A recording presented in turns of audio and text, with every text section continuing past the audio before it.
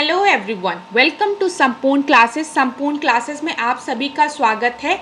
मैं ऐश्वर्या सिंह आज आपसे कुछ बायोडाइवर्सिटी से रिलेटेड इम्पॉर्टेंट चीज़ें डिस्कस करने जा रही हूँ।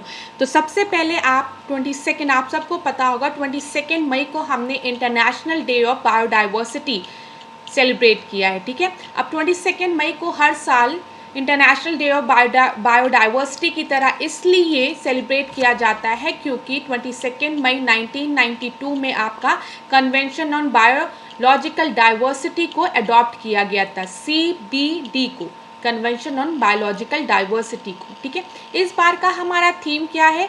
Our solution are in the nature. ठीक है, और ईयर 2020 को हमारे डेजिग्नेट किया गया है super year for the biodiversity. कुछ ये बातें आपको अपने दिमाग में रखनी है। प्लस आपको क्या याद रखना है कि जो एच ई टारगेट जो आपके थे, जो 2010 में अडॉप्ट किए गए थे, ये 10 ईयर के टारगेट थे जो कि 2020 तक हमको अचीव करने थे। ये 20 टारगेट्स हमारे क्या हैं, इसको मैं अभी आपको आगे डिस्कस कराऊंगी। बस इतना दिमाग रखिएगा, अपना दिमाग में इतनी बातें याद रखिएगा।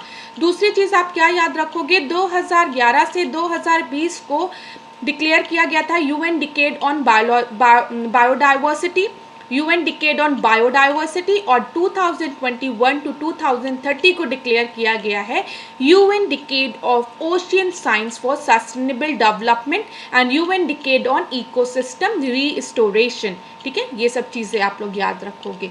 और अभी कुछ नए इनिशिएटिव भी लिए गए हैं, उसमें आपका संरक्षण इंटर्नशिप प्रोग्राम आप ध्यान में रखोगे। संरक्षण इंटर्नशिप प्रोग्राम मेनली आपके पोस्ट ग्रेजुएट स्टूडेंट के लिए है, so as to engage the post graduate student to support the project of the national biodiversity authority. ठीक है, एनबीए के जितने भी प्रोजेक्ट्स हैं उसमें आपके जो पोस्ट ग्रेजुएट स्टूडेंट्स के इन्वॉल्वमेंट के लिए ये आपका संरक्षण इंटर्नशिप प्रोग्राम आपका शुरुआत किया गया है।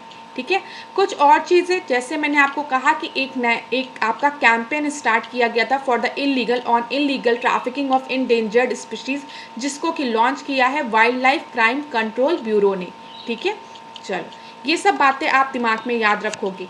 चलो, तब जब भी मैं आपके अर्थ समिट की बात करूं तो आप याद रखोगे कि अर्थ समिट 1992 में आपका हुआ था, जिसमें various agenda, declaration and convention sign किया गया था, जिसमें कि आपका UNFCC, जिसके बारे में हम लोग बात करते हैं, United nation framework convention on climate change, ये आप हमेशा अपने दिमाग में रखते हो। दूसरी चीज़ जो आज हम डिस्कस कर रहे हैं, United convention on biological diversity की हम बात कर रहे हैं। जब भी हम कन्वेंशन ऑन बायोलॉजिकल डाइवर्सिटी की बात करते हैं, हमारे दिमाग में कार्टेजिना और नगोया प्रोटोकॉल दोनों आता है। तो चलो हम लोग इसी से रिलेटेड बायोडाइवर्सिटी टारगेट की बात करते हैं, और ये हम क्यों बात करें वो मैंने आपको बता दिया है, क्योंकि 2010 में इसको अडॉप्ट किया गया था। 10 साल का टारगेट था, 2020 में कंप्लीट होने वाला है। तो टारगेट की जब हम बात करते हैं, ये मेनली आपके नगोया कॉन्फ्रेंस में आपके इसको अडॉप्ट किया गया था। COP10 था वो। अब वो टारगेट्स आपके क्या हैं, 20 टारगेट्स हैं। अगर एक एक टारगेट याद करने बैठेंगे तो बहुत समय लगेगा, बट एक स्ट्रक्चर हम इन टारगेट्स का अपने माइंड में बना सकते हैं, ताकि अगर पेपर में कोई भी ऑप्शन देना, यू कैन एलिमिनेट। ठीक है, तो जैसे अगर मैं इन टारगेट्स को 5 गोल में डिवाइड करूं तो वो कुछ इस तरीके से होंगे: गोल A, goal B, goal C, goal D and goal E। ठीक है, गोल ए की जब हम बात करेंगे तो यहाँ पे मेनली हम causes of the loss of the biodiversity की बात करेंगे कि क्या क्या कॉज हैं, what are the causes, cause क्या है और उसको एड्रेस कैसे करना है। ठीक है, कॉज प्लस उसको एड्रेस कैसे करना है उसकी बात करेंगे। जब मैं गोल बी की बात करूँगी तो यहाँ पे हम ये बात करेंगे किस तरीके से हम रिड्यूस करें प्रेशर को जो कि हमारे बायोडाइवर्सिटी पे लग रहा है, मतलब जो एक्सप्लॉयटेशन ऑफ द रिसोर्सेज हो रहे हैं उनको कैसे मिनिमाइज करें। ठीक है, ये चीज़ ध्यान में रखेंगे। जब मैं गोल C की बात करूँगी तो यहाँ पे मेनली आपके जो स्टेटस है बायोडाइवर्सिटी का, मतलब आप क्या करोगे, इंडेंजर्ड स्पीशीज़ के सेफगार्ड की बात करेंगे हम कि उनको हम किस तरीके से प्रोटेक्ट करें, बायोडाइवर्सिटी को कैसे प्रोटेक्ट करें, इकोसिस्टम को कैसे प्रोटेक्ट करें, ये सब बातें हम करेंगे। जब हम D की बात करेंगे तो हम इससे बात करेंगे कैसे हम अपना मैक्सिमम बेनिफिट पाएँ बायोडाइवर्सिटी से, बट एक सस्टेनेबल वे में विदाउट एक्सप्लॉइटिंग द बायोडाइवर्सिटी। जब हम ई की बात करेंगे तो यहाँ पे हम लोग adoption, planning, capacity building and management की बात करेंगे। चलो तो एक एक चीज़ों की बात करते हैं। देखो, जब मैंने गोल ए की बात की तो मैंने आपसे क्या कहा, to address the cause of the loss of the biodiversity. Biodiversity जिन जिन कारणों से आपकी बायोडाइवर्सिटी में लॉस हो रहा है उसको एड्रेस करें। तो जब भी हम किसी भी प्रॉब्लम को एड्रेस करने की बात करते हैं तो सबसे पहले हम अवेयरनेस की बात करते हैं। तो सेम इसी तरीके से यहाँ पे भी अवेयरनेस की बात की गई है। किसके अवेयरनेस की बात की गई है? प्यूपिल्स के अवेयरनेस की बात की गई है। ठीक है, दूसरी चीज़ यहाँ पे लिखी गई है कि integrating the biodiversity values in the national and the local level development and poverty reduction plan and the strategy. ठीक है, कि इस तरीके से आप अपने बायोडाइवर्सिटी से रिलेटेड जो वैल्यूज़ हैं उसको आप प्लान और स्ट्रैटेजीज में इस तरीके से इन्वॉल्व करिए कि आपका डेवलपमेंट भी होता रहे, पॉवर्टी रिडक्शन भी होता रहे और बायोडाइवर्सिटी भी सेफ होती रहे। तो इसमें सबसे अच्छा एग्जाम्पल मुझे जानते हैं वन धन योजना का आता है। वन धन योजना अगर कोई भी किसी को भी पता होगा ना तो आप इस पॉइंट से उसको कोरिलेट कर लोगे। जैसे वन धन योजना में मेनली ये ट्राइबल्स के लिए है आपके। ठीक है, इसमें क्या बोला गया है, जो ट्राइबल्स के जो भी प्रोडक्ट्स हैं जो वो बनाते हैं या आपके फॉरेस्ट से कोई भी चीज़, पत्ती, फूल या कुछ भी चीज़ें वो कलेक्ट करते हैं तो उनको एक मार्केट प्रोवाइड करना। और इस मार्केट से आप क्या करोगे, ट्राइबल्स को, जो ट्राइब्स हैं उनको पैसे मिलेंगे ना।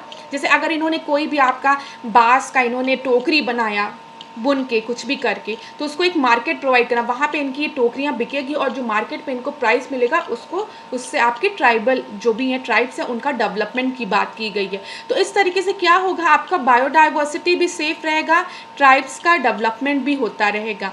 अब जैसे अगर मैं कहूँ मैम बायोडाइवर्सिटी कैसे सेव हो रहा है, कुछ और बताइए। मैंने तुमसे कहा जैसे ट्राइब्स हैं, ठीक है, अगर इनको तुमने एक ऑक्यूपेशन दे दिया, जो इनका जो कल्चर था उसको एज अ मार्केट प्रोवाइड कर दिया तो इनको इनकम मिलती रहेगी, तो इनको एक जगह से दूसरी जगह मूव नहीं करना पड़ेगा। आपने सुना होगा शिफ्टिंग कल्टिवेशन के बारे में, मेनली ये ट्राइब्स जो होते हैं वो परफॉर्म करते हैं। वो क्या करते हैं, एक जगह का खेत डिफॉरेस्टेशन करते हैं, पेड़ काटते हैं, वहाँ पे खेती करते हैं। कुछ दिनों बाद जब वहाँ की ज़मीन बंजर हो जाती है तो वो उस जगह को छोड़ के दूसरी जगह मूव ऑन कर जाते हैं।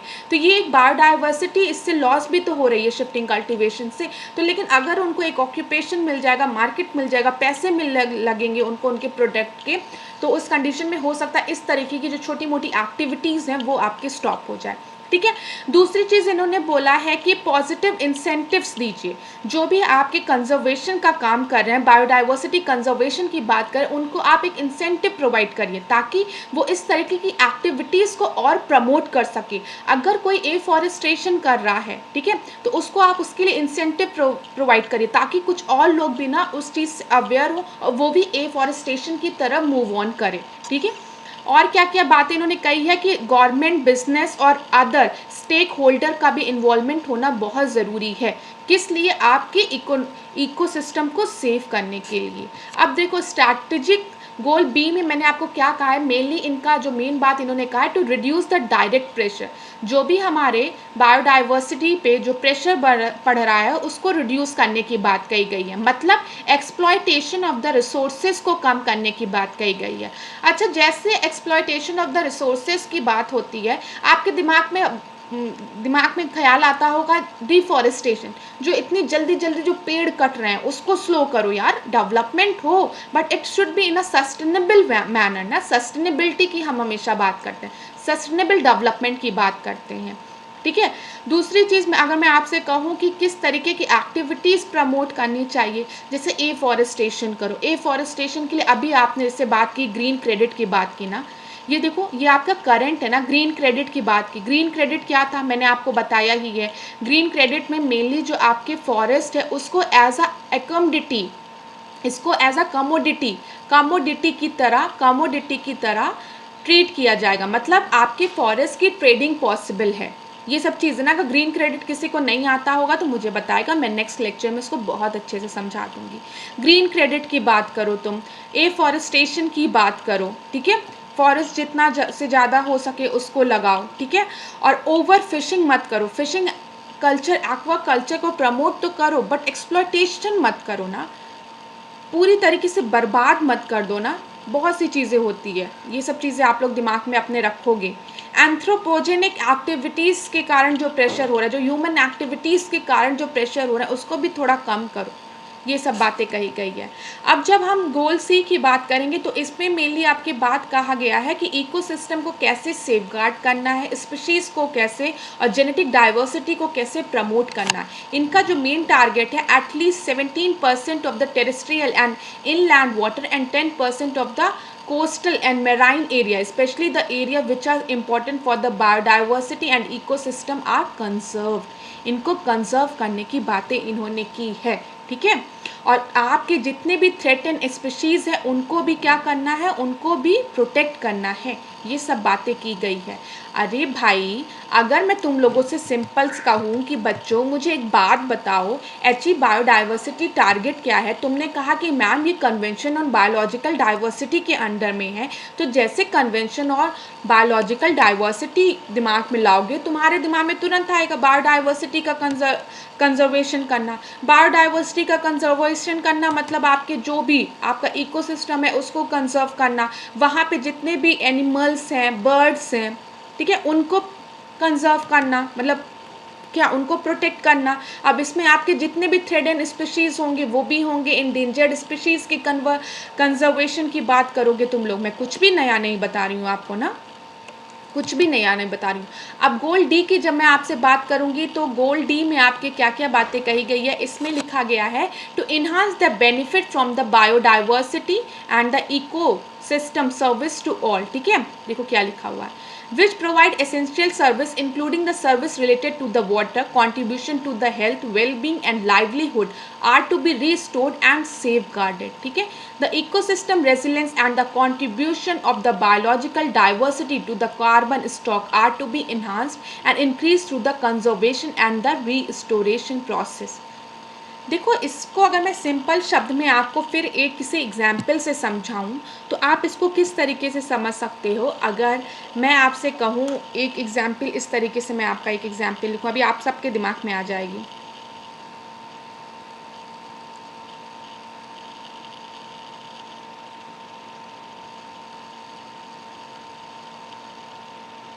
वन धन योजना की ही अगर मैं बात करूं आपसे, जो एग्जाम्पल मैंने पहले आपको दे दिया है, तो अच्छा एक बात बताओ, अगर मैंने आपसे कहा कि आपके ट्राइफेड का इनिशिएटिव है, मिनिस्ट्री ऑफ द ट्राइबल का, इसमें आपके मेनली बोला गया है जो ट्राइब्स हैं, जो भी एक्टिविटीज़ वो परफॉर्म करते हैं या भी कुछ भी वो छोटे छोटे कुछ भी कंस्ट्रक्ट करते हैं, जैसे आपको मैंने कहा कि अगर ट्राइबल्स जो हैं वो पत्तियों का यूज़ करके एक बास्केट ही बना रहे हैं, उनको भी आप क्या करना, एक मार्केट प्रोवाइड करना और इसको सेल करना, ठीक है।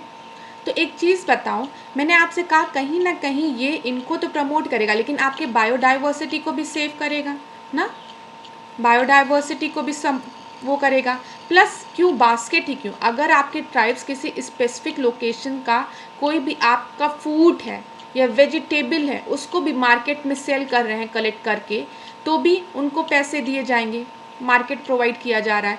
तो इस कंडीशन में आप देख रहे हो क्या हो रहा है, बायोडाइवर्सिटी तो सेव हो रही है आपकी, लेकिन बहुत लोगों को क्या ऑक्यूपेशन भी मिल रहा है, जिससे उनको पैसे भी मिल रहे हैं, ठीक है। और पैसे मिलेंगे ट्राइब्स को तो उनको क्या होगा, उनका सोशल डेवलपमेंट होगा, इकोनॉमिकल डेवलपमेंट होगा ना उनका। तो ये सब चीज़ें आपके दिमाग में आ रही होगी। तो दीज आर सम गोल्स, ठीक है। अब जैसे मैं आपको ई की बात करूँ तो ई में हमने क्या बात की है, planning, knowledge management and capacity building की बात की गई है, ठीक है। किसकी बात की गई है, प्लानिंग, नॉलेज और कैपेसिटी बिल्डिंग की बात की गई है। तो इसमें आपका जो कैपेसिटी बिल्डिंग या नॉलेज या मैनेजमेंट की बात की गई है, तो एक चीज़ याद रखिएगा, यहाँ पे ट्रेडिशनल नॉलेज की भी बात की गई है। अब ट्रेडिशनल नॉलेज की अगर मैं तुमसे बात करूँ तो मैम ट्रेडिशनल नॉलेज क्या, देखो एक चीज़ याद रखना कि हमारे यहाँ ना पहले पुराने ज़माने में ना बहुत सी ऐसी टेक्निक्स हुआ करती थी जिससे कि हम अपने लोकेशन की बायोडाइवर्सिटी को सेव करते थे। जैसे अगर हम वाटर हार्वेस्टिंग की बात करें, दो वाटर हार्वेस्टिंग हम लोग अब यूज़ करते हैं, लेकिन वाटर हार्वेस्टिंग की कई टेक्निक्स बहुत पुराने समय से ही यूज़ की जा रही है in order to conserve the water, ठीक है। तो ट्रेडिशनल अप्रोच भी आपके इसमें इन्वॉल्व होने चाहिए। जैसे जल मंदिर पहले भी एक टेक्निक्स था जिसमें कि कुएं बनाए जाते थे और बारिश में पानी इकट्ठा होते थे, ठीक है। वहाँ पे फिर एक्वा कल्चर आपका प्रमोट होता था, मछलियाँ आती थी, रहती थी। तो इस तरीके के जो पुराने ट्रेडिशनल टेक्निक्स है उनके साथ आपके कुछ scientific techniques plus knowledge technologies को अडॉप्ट करना, ताकि आपका बायोडाइवर्सिटी जो है ना वो आपकी सेव हो सके, ठीक है, कैपेसिटी बिल्डिंग करना। तो ये कुछ आपके गोल्स हैं जो कि हमारा HE टारगेट में हमने ध्यान में रखते हुए हमारा है, ठीक है। तो गाइस एक चीज़ याद रखना, जब अर्थ समिट की बात करोगे तो ये कुछ agenda 21, Rio declaration, the statement of forest principle, UN framework, convention on climate change, convention on biological diversity, convention to combat desertification, ये बहुत इंपॉर्टेंट पॉइंट्स है आपके प्रीलिम्स के लिए। प्लीज़ पढ़ो, सब पढ़ो, मैं ये नहीं कह रही हूँ, लेकिन पढ़ाई इस तरीके से करो ना जो आपके प्रीलिम्स के लिए रेलिवेंट हो, ठीक है। इस बार क्यों आपका बायोडाइवर्सिटी इंपॉर्टेंट है ये मैंने आपको बता दिया है, क्योंकि 2011 to 2020 UN decade on biodiversity की तरह उसको डिजिग्नेट किया गया था। 2020 आपका सुपर ईयर और फॉर बायोडाइवर्सिटी उसको डिक्लेयर किया गया है। तो ये सब चीज़ें अपने दिमाग में रखना। HE बायोडाइवर्सिटी टारगेट्स की बात मैंने क्यों की है, ऐसा तो है नहीं कि मैंने एवं पढ़ा दिया तुम लोगों को, इसलिए मैंने बात की है क्योंकि मैंने आपको बताया है 2010 में इसको अडॉप्ट किया गया था। इसमें 20 टारगेट्स थे, 2020 तक इस गोल्स को अचीव करना था। वो गोल्स क्या क्या थे, मेनली आपके इसमें क्या बात की गई है, बायोडाइवर्सिटी को प्रमोट करना, उसको कंजर्व करना, ठीक है। जब भी मैं बायोडाइवर्सिटी की बात करूंगी तो बस पेड़ वेड़ की बात मत करना, वहाँ के इकोसिस्टम, स्पीशीज, जेनेटिक डाइवर्सिटी, सारी चीज़ों की बात करोगे। यहाँ पे capacity building, planning, knowledge management, सबकी बातें की गई है। तो एक छोटा सा स्ट्रक्चर बनाओ, उस स्ट्रक्चर में सारे जो मेन पॉइंट्स है उसको लिखो, ठीक है, कि क्या क्या बातें हैं। तो इस तरीके से आपका ये टॉपिक कंप्लीट होता है। Thank you so much guys, और होप ये आपका सेशन आपके लिए यूज़फुल रहा हो। अगर आपको कोई भी सजेशन देना है तो प्लीज़ आप टेलीग्राम ग्रुप पे मुझे सजेस्ट करिए, ठीक है। थैंक यू सो मच, और प्लीज़ इस चैनल को सब्सक्राइब करिए, लाइक करिए, ताकि मुझे इसी सब चीज़ों से मुझे पता चलता है कि जो मेरा एफ़र्ट है वो क्या आपके लिए यूज़फुल है कि कोई इसका कोई मतलब नहीं है ना। तो thank you so much guys, thank you so much, stay home, stay healthy, thank you.